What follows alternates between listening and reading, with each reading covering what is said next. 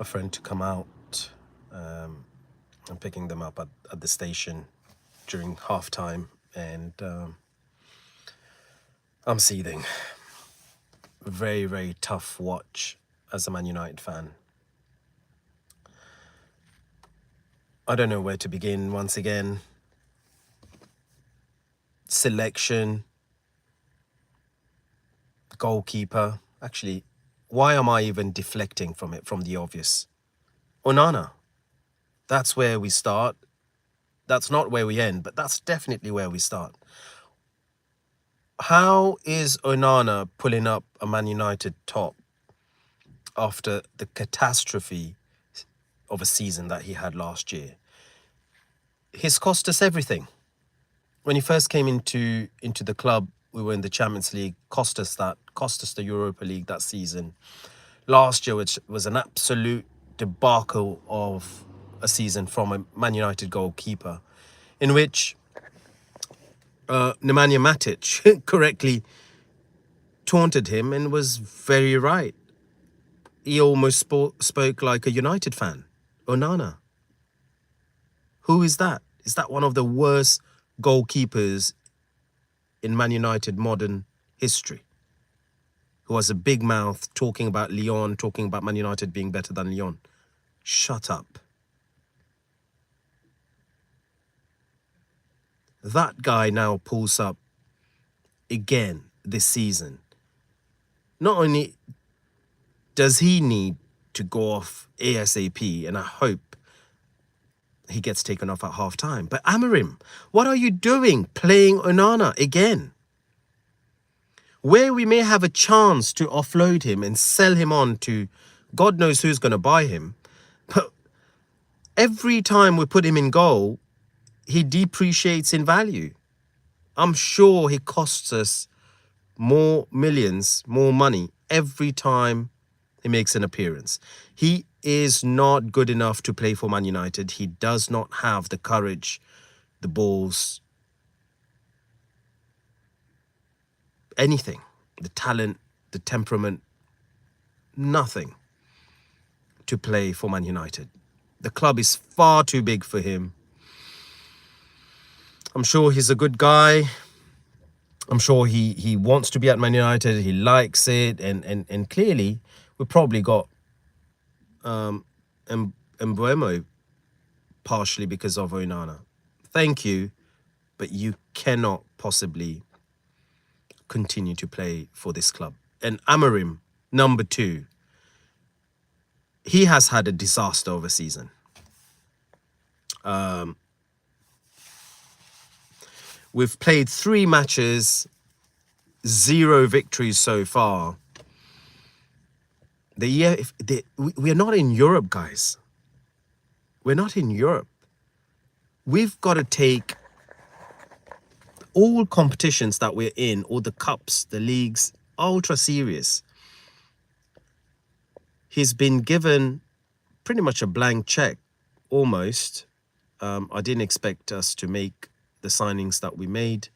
So really, I can't fault the owners on this. But however, I can definitely fault overall the transfer system. We brought in Mbeumo, and that took a while. That took 2 weeks that it should never have taken. And I said it, I think, in one of the past videos that I made. Why are we so adamant about getting Mbeumo when we already have Amad on that side? Very similar player, a number 10. But instead, we got Mbeumo, put Amad on the flank, on the right flank, where he has to cut in on the left, on his left to put in any crosses. And let's not even go on the crosses. Oh, my goodness. I think I'm just as bad as the Man United team at the moment. The crosses, or lack of, it's just shocking. Instead of Amad on the right wing, Amad's playing as a number 10 today in the Mbeumo position. Instead, we've got Diego Dalot on the right wing, on the right flank. And I don't know if you've made the same observation, but Dalot's crosses are just, they're typical defenders pinging the ball, let it hang in the air, focusing on accuracy. But what's a striker meant to do with that? Šeško is at the fulcrum, and he's hardly even being given service against Grimsby. Grimsby, guys. You know, how is he going to get service against Premier League teams? Absolutely shocking performance, this. Maguire gets a start as a defender. Fredrickson, I think, on one side. Not really much to report by way of defence. Midfield, has Mainoo done enough? We've been calling for Mainoo to get minutes.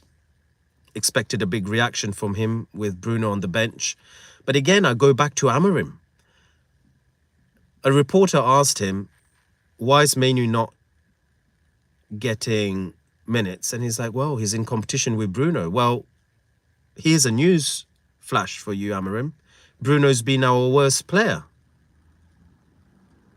If Mainoo can't get minutes when he's in competition with Bruno, then when will he get minutes? And if Bruno is undroppable in the Premier League after those two performances, is he ever going to be dropped? So, more questions than answers here is, you know, from a United perspective. But second half's about to kick off. If not, it's already been kicked. It's already started already. But this match can't end in a defeat for Man United. It simply cannot. Not from Amorim's perspective, not this team, and not the fans. We certainly don't deserve this. We can't go out against Grimsby, guys. So let's start the second half, and let's wish for the best. Over and out from me, and I'll see you all after the match.